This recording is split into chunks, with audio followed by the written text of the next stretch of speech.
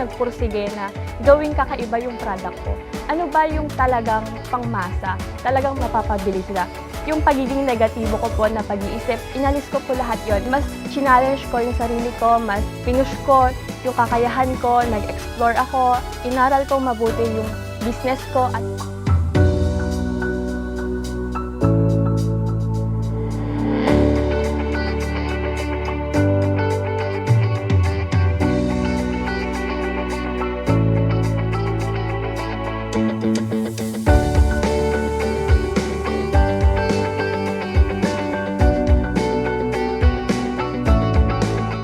tinatabi ko po yung mga kinita ko para sa investment ko at sa pagpapalago pa ng negosyo.